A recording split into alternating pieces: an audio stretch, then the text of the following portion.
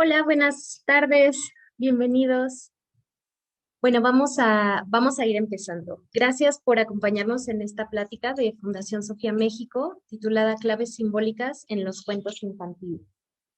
Es muy curioso el título, empezando porque normalmente en las pláticas que damos en Sofía, pues parece que siempre es un contenido pues mucho más relacionado al público adulto, ¿no? Entonces, en principio, ¿por qué haríamos una plática relacionada con temas que parecen estar más relacionados con la niñez?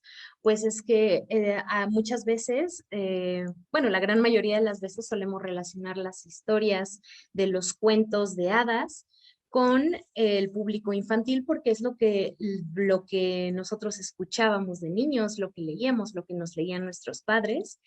Y pues la mayoría de las veces solemos relacionar ciertas características de los cuentos, a nuestro parecer, como historias simples, ¿no? Historias que están ahí para entretenernos, historias que a lo mejor ya de adultos pues no nos interesa mucho verlas porque pues son muy predecibles, los personajes son muy sencillos, eh, pero si nos gusta escucharlas o verlas, lo relacionamos simplemente con que pues, ay, sí voy a escucharlo porque me recuerda a mi infancia, ¿no? Me recuerda a que tuve una infancia bonita y me gustaba escuchar este cuento. Pero en esta plática vamos a ver que los cuentos de hadas ni son simples ni sencillos, ni son solamente para entretener.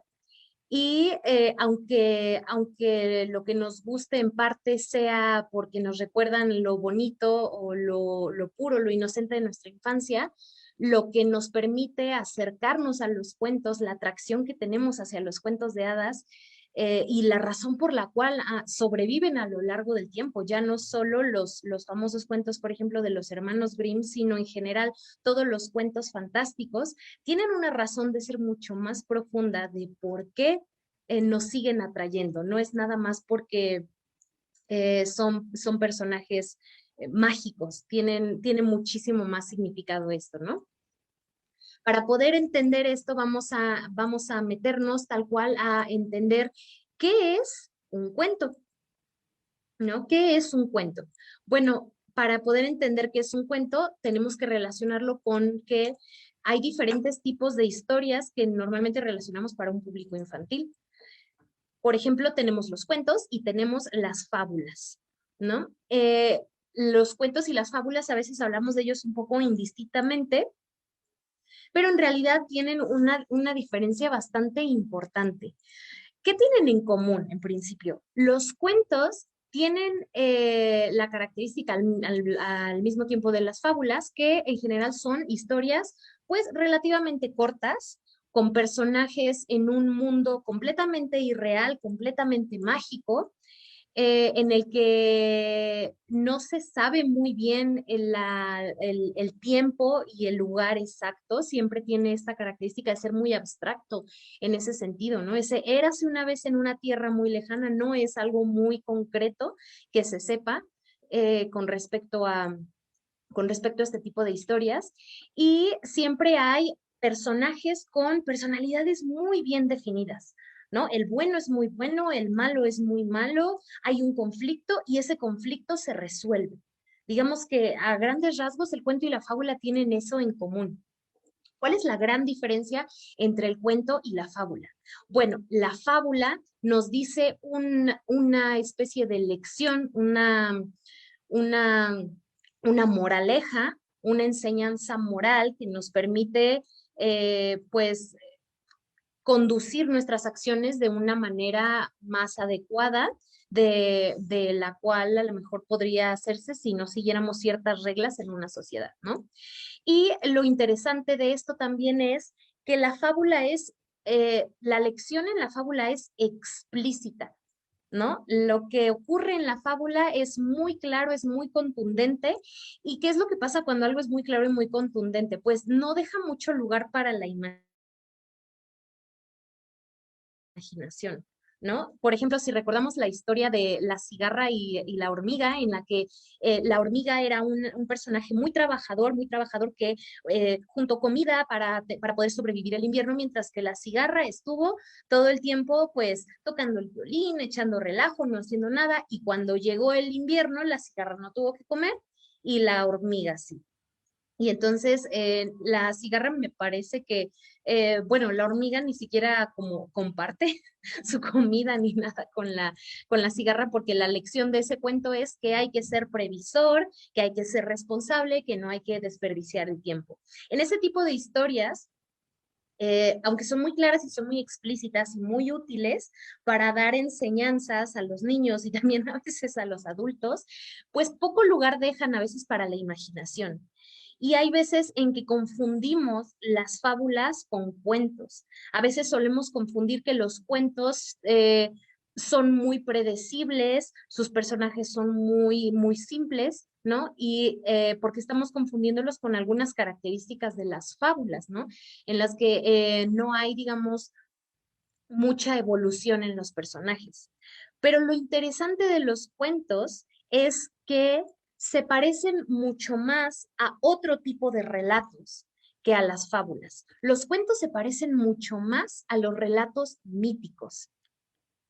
¿Por qué? ¿En qué sentido? Al igual que los mitos, los cuentos que no nos dicen condiciones específicas de un contexto inmediato, no le interesa tanto al cuento decirnos el momento exacto y el tiempo exacto en el que ocurra la historia, porque lo que importa para el cuento es aprender más que sobre el mundo externo, sobre los procesos internos que tienen los seres humanos en el día a día, ¿no? ¿A qué me refiero con esto? Los cuentos tienen personajes que no son simples. Los personajes tienen características que a veces son contradictorias. Se enfrentan desde el principio a problemas muy reales. Por ejemplo, en Hansel y Gretel. Hansel y Gretel no tienen un comienzo fácil en la vida. El inicio del cuento es que ellos estaban en una familia pobre y que esa familia pobre ya no les podía dar de comer y los mandan al bosque a ver de qué manera pueden conseguir alimento. La pobreza infantil es un tema pues muy duro y muy real y lo tratan de lleno en este cuento, ¿no? En Blancanieves, uno de los principales problemas es que la reina, la madrastra de Blancanieves, tenía celos de Blancanieves. Muestra un problema entre la madre y la hija. Los problemas entre madre e hija son también pues comunes en la vida real. La Cenicienta presenta también un problema al que nos vemos sometidos también los seres humanos, que es a veces el intentar realizar nuestros proyectos cuando a veces la vida se pone de por medio. El no poder tomar una decisión, cuando la Cenicienta de primera instancia no sabe si hacerle caso a su madrastra, que también es un recurso que se usa mucho en los cuentos, le hace caso a su madrastra o empieza a ver de qué manera puede ir al baile, ¿no? Es decir, los cuentos poco tienen de superficiales. Hay realidades muy complejas, hay realidades muy profundas que se manifiestan en cada uno de los personajes y en cada una de las tramas. En muchos de los cuentos aparece la muerte de un padre que hace que el personaje tenga que salir a buscar cosas. Los cuentos están plagados de emociones, de pensamientos, de sensaciones que son básicamente, de manera breve y concisa, problemas existenciales de la raza humana. Y la razón también por la que sobreviven a lo largo del tiempo es porque estos problemas se han dado no en un momento y tiempo concreto, sino a lo largo de la historia, ¿no? Entonces es interesante que podamos identificar problemas muy adultos, ¿no? En los cuentos que, lejos de traumar a los niños, lo que hacen es permitirle comprender que la vida es compleja, que la vida no es nada más los buenos, los malos y la resolución de los problemas me lleva a lo bueno, es mucho más complejo que eso, porque la esencia de los cuentos es el proceso que vive el personaje en la resolución de esos conflictos y su crecimiento como persona al final de la historia. Claro que lo hace de manera breve y concisa para que sea muy claro cuál es ese problema interno que tiene que superar. Es muy interesante porque los cuentos tienen tanto problemas externos como problemas internos, ¿no? Entonces, eh, ¿por qué a veces solemos ver a los cuentos de una manera como más superficial? Porque las versiones a las que a veces estamos acostumbrados a ver de los cuentos tienen más que ver con las versiones retocadas de las películas, de las series de televisión, sobre todo en la época más moderna en la que pareciera que da miedo que los niños se enfrenten, ¿no? Que los niños se enfrenten a las realidades de la vida, a la muerte o a los celos, a la envidia, a los conflictos existenciales, a muchas cosas que lejos de ayudar al apartar esos conflictos, pues no ayudan tampoco al desarrollo y al crecimiento de estos, ¿no? Pero también los cuentos no solo sirven para el desarrollo del niño, sino que nos permiten como adultos identificarnos de diferentes maneras con todos sus motivos, con todos sus elementos. Como ya habíamos dicho, ¿no? Son complejos los problemas que aparecen en los cuentos de hadas y no sé si quieran poner algún otro conflicto existencial que se les haya ocurrido de algún otro cuento, ¿no? Algún otro cuento infantil que sea también un problema bastante adulto, ¿no? En los cuentos de hadas, los procesos internos, los procesos internos se externalizan, se permiten que sean comprensibles a través de representarlos en personajes, en situaciones, en una historia con aventuras. ¿No? No por nada en diferentes culturas antiguas los cuentos eran también una especie de terapia y de medicina tradicional. En la cultura de la India, por ejemplo, se sabe que cuando había una persona que psíquicamente estaba desorientada, se le instruía que leyera se le contaba o que esa persona leyera el cuento o se le contaba cierto cuento para que meditara con respecto a él.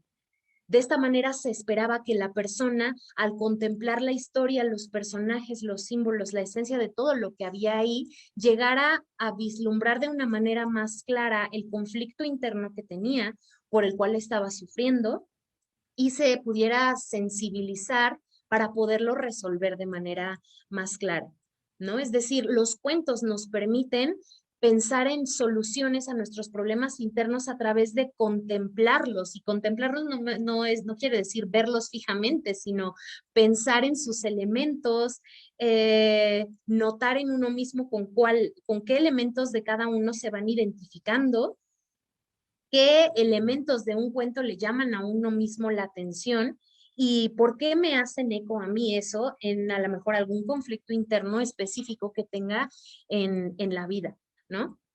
En este sentido se distan muchísimo de las fábulas porque las fábulas son muy moralistas y son muy claras. En el cuento uno mismo tiene que encontrar el camino a seguir, uno mismo se hace responsable de con qué elementos se identifica y no es que el bien y el mal no estén claramente definidos, sí que están definidos, pero no hay un sentido de responsabilizar, bueno, de decirle a alguien, tú tienes que ser bueno porque esto te va a pasar si eres malo, como ocurre en las fábulas. Al contrario, los personajes viven una evolución a lo largo del cuento que hace que uno se vaya identificando a veces con el héroe, a veces con ciertas características del antagonista, pero que al final permiten resolver el problema de una manera simbólica, por lo menos internamente. Cuando se habla de las historias de los cuentos, podemos recurrir de muchas maneras a muchas cosas, ¿no? Eh, desde la psicología, desde la narratología, desde también desde la historia, desde muchos momentos, ¿no? Vamos a empezar a hablar un poco desde la parte de la morfología. Cuando hablamos de los cuentos, hablamos también de pues muchas cosas diferentes. Un cuento se compone de elementos o motivos. Y esos elementos o motivos pareciera que se repiten en muchos cuentos, en muchas historias de diferentes países.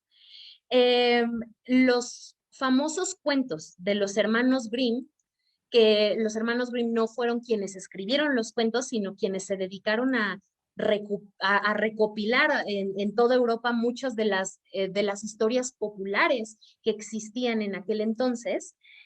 Todos esos cuentos a veces nos parecen como pues muy parecidos, ¿no?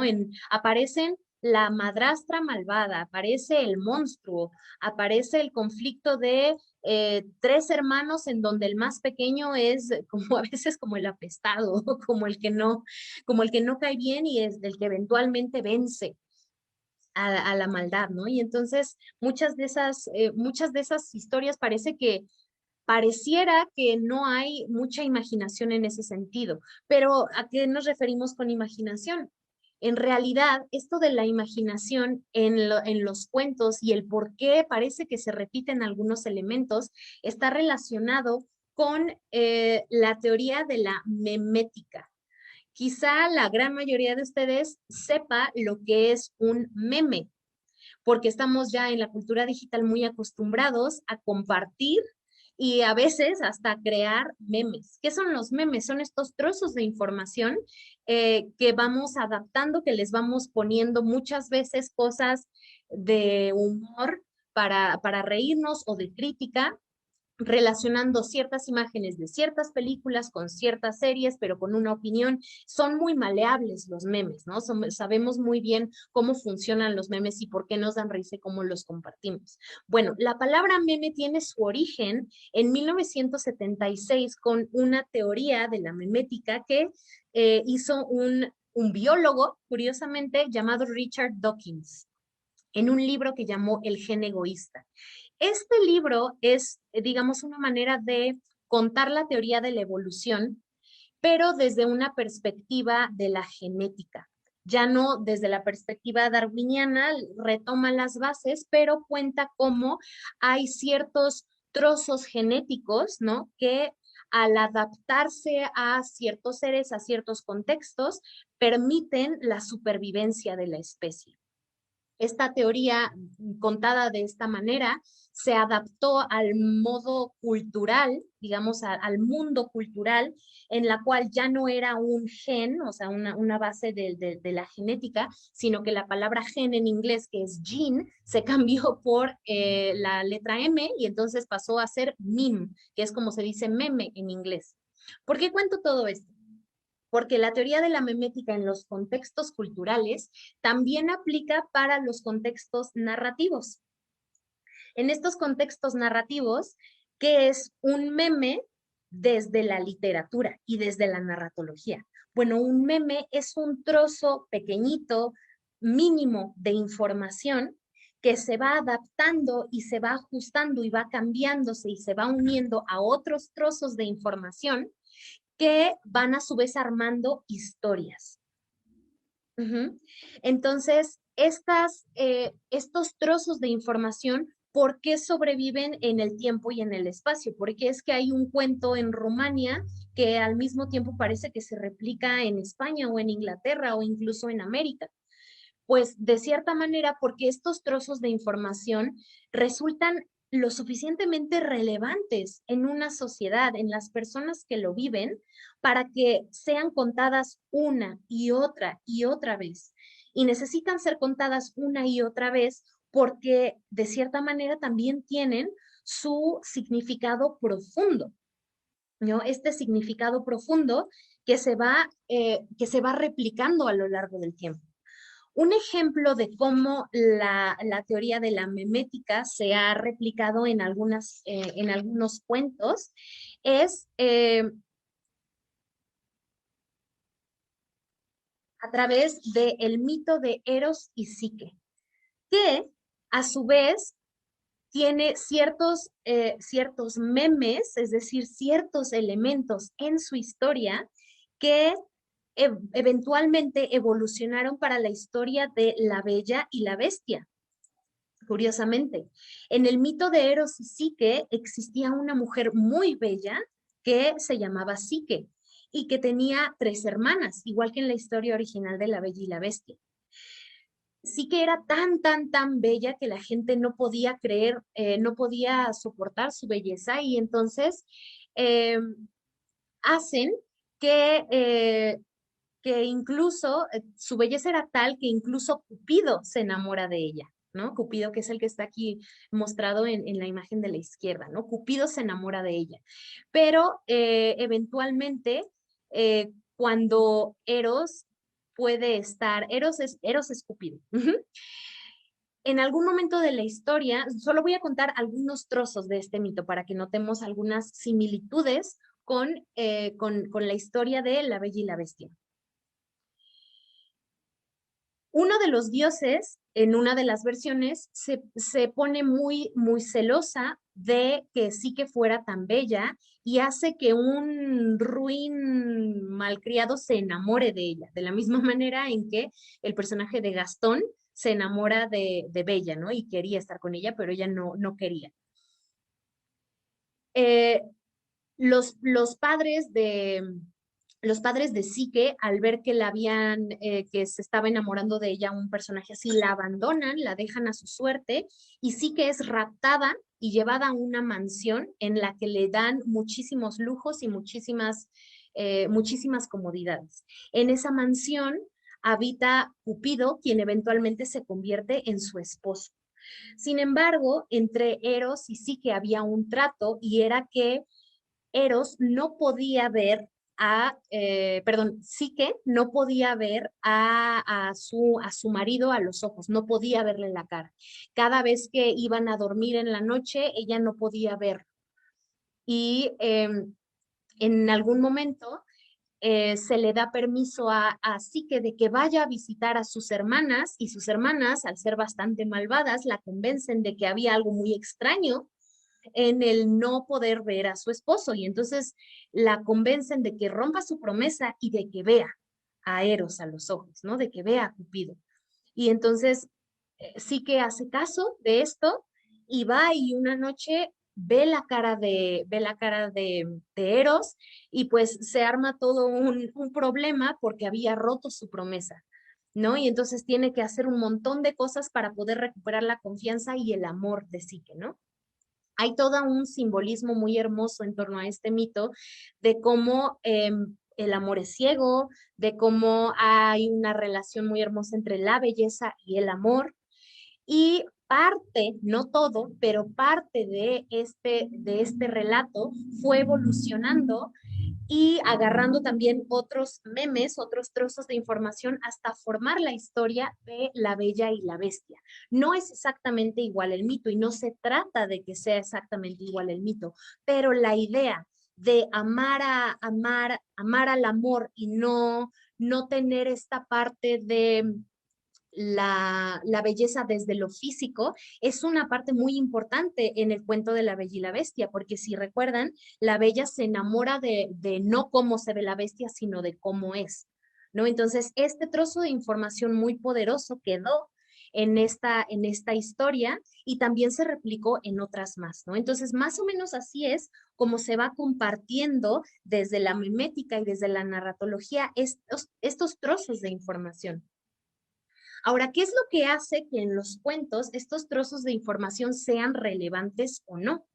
Bueno, pues el hecho de que a veces eh, estos trozos relevantes, como ya habíamos dicho un poco al principio, están muy relacionados con conflictos existenciales humanos, ¿no? A veces nos cuesta, como adultos, ¿no? Tenemos la noción de que poco podemos encontrar en las caricaturas, en los símbolos, en las cosas de la infancia, respuestas a las cosas que son nuestros problemas modernos, ¿no? A veces creemos que somos los únicos con el problema nuestro, con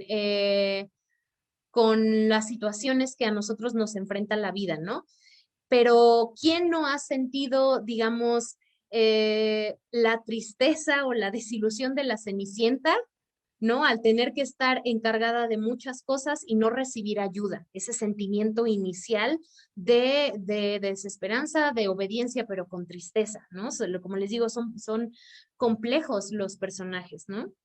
O la impotencia, pero el desconocimiento de algunas cosas que hay en el mundo fuera del propio que siente Rapunzel cuando está encerrada en su torre, ¿no? Encerrada en su castillo.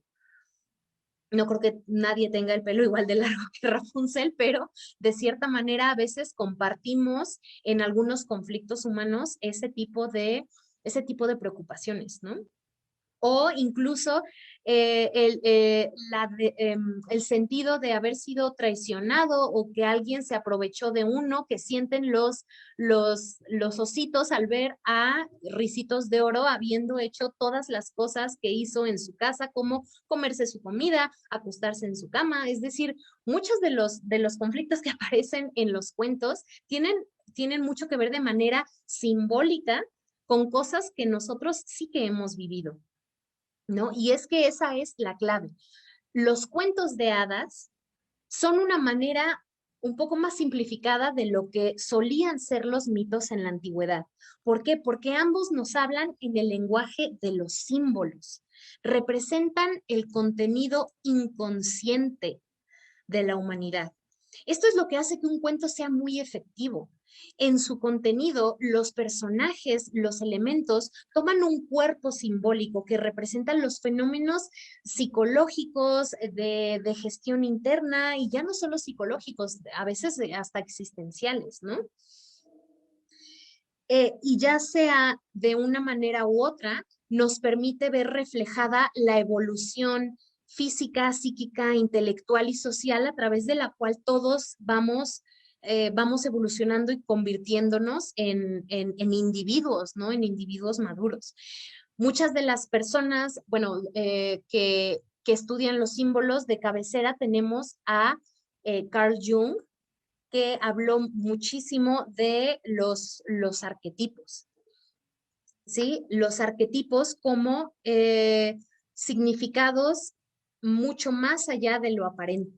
Empezando por, ¿qué es un símbolo? ¿No? Un símbolo es una imagen en la mente. No tiene a veces que ser algo visual, a veces puede ser una palabra, a veces puede ser una imagen visualmente, a veces puede ser un sonido, ¿sí? Es una huella psíquica, digámoslo de esa manera, que tiene un significado mucho más amplio que el aparente. No es lo mismo digamos, no es lo mismo un signo que un símbolo. Un signo puede ser un signo del tránsito, ¿no? Lo que vemos, el alto, el semáforo de la calle, eso tiene un signo, ¿no? Esos son signos, porque el color verde significa sigan, el color amarillo significa vaya disminuyendo la velocidad y el rojo significa alto. Los signos son, digamos, representaciones de ideas, pero súper concretas, muy específicas. El rojo es alto y el verde es siga, y ya, no hay más que interpretarle. Los símbolos se diferencian de los signos porque no tienen un significado tan concreto ni tan limitado. Los símbolos habitan en el mundo del inconsciente porque nos permiten, a través de muchos matices de significado, dar sentido a los procesos que tenemos, ¿no? Aquí podemos ver diferentes símbolos, ¿no? Pero bueno, una rosa no, una rosa es una rosa, sí, una rosa es una rosa, pero una rosa también puede ser el símbolo de otra cosa, ¿no? Una rosa, para eso tenemos que distinguir en el símbolo, al igual que en el signo, de sus dos partes. Un signo tiene siempre una cosa llamada significante, que es la parte visual o o hablada o oída de lo que le representa, ¿sí? Cómo se ve ese símbolo. Y tiene su otra parte que es el significado, que es lo que significa, lo que representa. Ujú. Entonces, así, regresando un poco al ejemplo del semáforo, el color rojo es el significante y el significado es alto. Ujú. ¿Qué es lo que pasa en un símbolo? En un símbolo tenemos un significante rosa, un significante árbol, un significante puente, un significante dragón, diamante, pero el significado, sobre todo en los cuentos, suele ser mucho más amplio que rosa, árbol, dragón o diamante. ¿Con qué se relacionan los significados de los símbolos? Bueno, a veces tienen significados culturales relacionados con el lugar en el que están. Por ejemplo, la bandera de México es un símbolo que representa identidad, que representa la unión de un país, que representa ciertos valores. Cada uno de los colores también representa ciertos valores. Puede estar unido a un país, puede también estar unido a cierto contexto histórico. Por ejemplo, la suástica en la época de la Segunda Guerra Mundial era la representación simbólica del Tercer Reich, y luego posteriormente fue un símbolo de muchas cosas bastante negativas a nivel global, ¿no? Como la representación de la destrucción, el odio y muchas cosas en ese sentido. Sin embargo, regresando al estudio de la simbología, tenemos a lo que son los símbolos arquetípicos. La misión de los símbolos, como habíamos dicho, es dar sentido a algunas inconsistencias, ¿sí? Los conflictos interiores que a veces podemos tener dentro de nosotros se pueden ver resueltos en el mundo inconsciente a través de utilizar un símbolo con el que nos podamos identificar. Un conflicto interno de entre tomar una decisión u otra, puede ayudarme el símbolo del árbol que conecta la tierra con el cielo para asumir una postura un poco más trascendente que las dos cosas entre las que estoy tratando de decidir. Me permite elevarme un poco y pensar que tal vez haya una tercera opción a mi problema, ¿no? Al igual si tengo una identificación con un problema muy concreto, puedo buscar dentro de los cuentos con qué elemento me está resonando más ese problema y qué significado puedo yo darle a ese símbolo para que pueda a mí ayudarme de manera un poco más intuitiva a resolver las cosas. Carl Jung nos hablaba de cómo la humanidad tiene un inconsciente colectivo y los arquetipos son estos símbolos que son herencias psicológicas que nos permiten a nosotros desde el inicio de los tiempos entender, eh, bueno, a veces ni siquiera los entendemos, pero verlos intuitivamente, empezar la resolución de nuestros problemas. Ahora, en los cuentos también existe otro teórico de los cuentos llamado Vladimir Pro, que lo que hizo fue un análisis muy extenso de 130 o 140 cuentos folclóricos rusos y analizar todos sus componentes, todos sus elementos y darse cuenta cómo los cuentos se relacionan mucho con, eh, con el con el viaje del héroe que sale en los mitos. Entonces él habla de que en todos los cuentos siempre aparecen, no todos, pero sí algunos de 27 elementos. No voy a decirles todos, pero en la narrativa clásica de un cuento, para que nosotros podamos identificarnos con el camino del héroe, siempre tiene que haber un inicio en donde hay un cambio, en donde el personaje principal se tiene que salir de la estancia cómoda, conocida, para iniciar una especie de viaje. ¿Y por qué? Porque aparece un problema. Esa es otra característica. Tiene que aparecer un problema. Si se dan cuenta, los cuentos siempre empiezan en este proceso en el que tiene que haber un problema, si no, sería muy aburrido también verlos, ¿no? Pero tiene que aparecer un problema y por lo tanto, al aparecer un problema, tiene que aparecer en el personaje principal una actitud heroica, es decir, una persona que asuma que hay algo que debe de resolverse y que asuma conscientemente la responsabilidad de resolver ese problema. A veces son las circunstancias las que lo llevan, ¿no? A intentar resolver ese problema y a veces es esa persona sola, ¿no? Como también pasa en la vida, ¿no? Hay veces en que nosotros nos buscamos retos para superarnos a nosotros mismos, pero hay veces en que es solita la vida quien nos lleva a situaciones en las que tenemos que buscarle solución. ¿Qué otras cosas ocurren qué otras cosas ocurren durante el cuento? Otros elementos de los que habla Propp es la proporción de un amuleto mágico.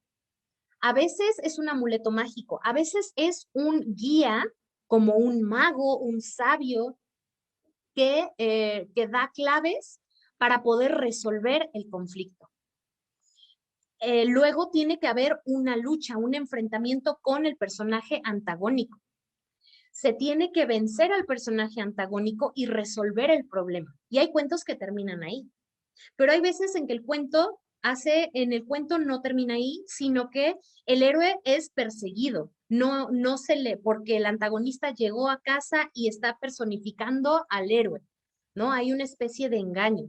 Y entonces eso implica que el héroe tenga que tener más tareas y más retos y más cosas a vencer. Eventualmente, al final, el antagonista siempre es desenmascarado y el héroe es coronado o se casa o resuelve sus problemas y normalmente siempre termina con y vivieron felices por siempre. ¿No? Entonces, no todos los cuentos tienen todos los elementos, nada más dije 10, pero hay muchos más, pero sí que están estos elementos arquetípicos, estas características en cada uno de los cuentos, porque la misión del cuento es guiar a la persona en sus procesos internos para externalizarlos y poder asumir que la resolución de un conflicto es posible. ¿Cuáles son unos pocos de los símbolos más comunes que aparecen en los cuentos de hadas? Bueno, de entrada, siempre tiene que haber un protagonista con un antagonista, ¿no? El héroe puede ser hombre o puede ser mujer, ¿no? Que sale de casa y que se tiene que enfrentar eventualmente a una fuerza opuesta, ¿no? Este personaje siempre va a mostrar una evolución, una resolución de de su conflicto externo. A veces el conflicto puede ser tener que enfrentarse con un dragón. Ese es un conflicto externo. Pero la magia también de los cuentos es que al mismo tiempo que está buscando soluciones para el conflicto externo, el personaje va viviendo también un conflicto interno. Puede ser el miedo, la inseguridad, el ser muy joven, el no sentirse preparado. Y todos estos miedos y todas estas inseguridades son también elementos que a todos nosotros nos ha pasado.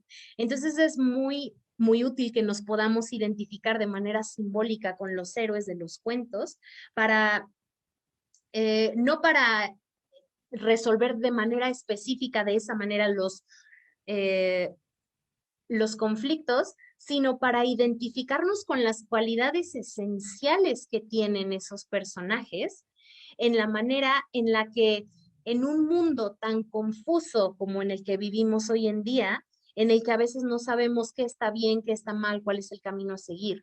Los cuentos, al mostrarnos con sus cualidades netas y muy claras, qué es, eh, qué es lo que a nosotros nos atrae, qué es lo que a nosotros nos puede beneficiar, pues nos permite tener una visión un poco más amplia del camino a seguir.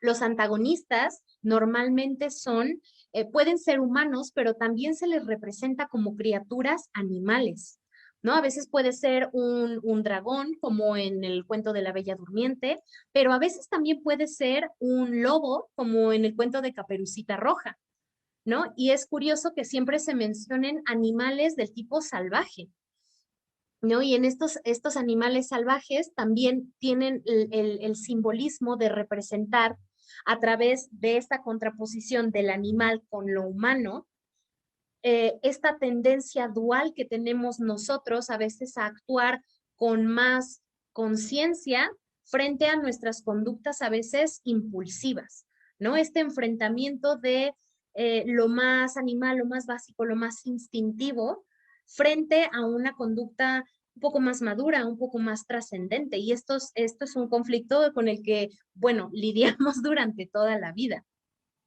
También a veces se presenta en una forma de bruja, ¿no? El personaje en el conflicto, como en el cuento de Hansel y Gretel. En el cuento de Hansel y Gretel hay una evolución muy interesante de los héroes, que son pues dos niños, para esto también para que el niño pueda identificarse con ellos, pero inicialmente los héroes no son perfectos, van aprendiendo a lo largo del camino. El primer impulso de Hansel y Gretel al llegar a la casita de jengibre de dulces es comerse la casa. Y tienen una razón muy justificada, es que su familia no tenía comida y ellos tenían hambre, pero llevaban varios días perdidos y no tenían tampoco ninguna casa a donde llegar. Y su primer instinto fue llegar a comerse la casa. ¿Cuántas veces no tenemos a veces en la vida estas tendencias un poco de sabemos lo que está bien, sabemos algo que nos va a ayudar y tenemos un primer impulso de destruir aquello que nos va a ayudar? Y eso es un instinto que los niños aprenden a controlar, porque al empezar a comerse la casa y la casa y la casa y de repente que la bruja los lleva dentro de su casa, ellos empiezan a dar cuenta de las consecuencias de su impulsividad. Y entonces a lo largo de la historia ellos van aprendiendo que al darse cuenta de controlarse ellos mismos, pueden salvarse y pueden cambiar y pueden evolucionar. Y eventualmente ellos vencen a la bruja, ¿no? Vencen a la bruja, la meten, la bruja se quema, ¿no? Y ellos regresan felices a casa, pero ya con una enseñanza. Entonces, si se dan cuenta, el héroe siempre tiene este proceso en el que tienen un conflicto exterior, pero también ese conflicto interior es si no el más importante que se aprende en este sentido, ¿no? Otro símbolo muy importante en los cuentos es el elemento mágico. Ese elemento mágico que a veces está vestido de una poción, una herramienta o una persona que va guiando al otro a la resolución del conflicto. Y a nivel simbólico para nuestra vida cotidiana, ¿qué puede representar esto si nosotros no vivimos en un mundo en el que una poción mágica pueda hacernos invisibles o hacer despertar a la princesa o darnos una espada mágica para vencer al dragón? Simbólicamente, todas estas herramientas, al tener un origen misterioso, mágico, se relacionan con un conocimiento superior, con un conocimiento de lo que es la sabiduría, el aprendizaje de la vida. Las pociones, los magos, las herramientas mágicas son todas esas claves que vamos aprendiendo a lo largo de nuestra vida y que nos permiten, a veces de manera intuitiva y a veces de manera que solamente pareciera que tenemos que consultarlo con nosotros mismos, como con nuestro mago interior, tenemos que sacar nuestra pócima interna para poder externalizar y comprender aquello que tenemos que enfrentar, ¿no? Entonces, la magia y la sabiduría están muy ligadas en los cuentos. Otro elemento que aparece en los cuentos es el bosque. Muchos cuentos de hadas hablan de cómo el personaje se perdió en el bosque y cómo atravesó el bosque para poder llegar a otro lado. Y esto, claro, tiene mucho que ver con que muchos de los cuentos tenían un origen en un ambiente rural. Pero a nivel simbólico también el bosque en las culturas antiguas era un lugar de iniciación, un lugar de misterio, un lugar al cual uno entraba y regresaba cambiado. ¿Qué es una iniciación sino un proceso de transformación? Un proceso en el cual uno vive cierta evolución. Los ritos de iniciación de todas las culturas, el más común era el proceso de pasar de la niñez a la adultez. Y tiene sentido que en los cuentos para niños haya muchas representaciones de este tipo de iniciaciones al mundo de los adultos, de dejar atrás algunas conductas de los niños para tener cierta perspectiva de la vida más madura. Pero a nosotros como adultos, ¿de qué qué tipos de iniciaciones podemos tener? Pues tenemos una iniciación cada vez que dejamos ir una parte vieja de nosotros mismos, así como el niño deja atrás la niñez para convertirse en adulto, tiene que dejar morir una parte de sí. Cuando nosotros como adultos dejamos morir algunas cosas que ya no nos son útiles, que ya no son pues benéficas para nosotros, es que también tenemos un proceso de maduración, de crecimiento, de de crecimiento de la conciencia. Y todo esto lo representa a veces el bosque, a veces lo representa en los cuentos cuando el personaje principal es engullido por otro animal, como en Caperucita Roja, ¿no? Cuando el lobo se la come a ella y al final, ¿qué pasa? Ella sale triunfante.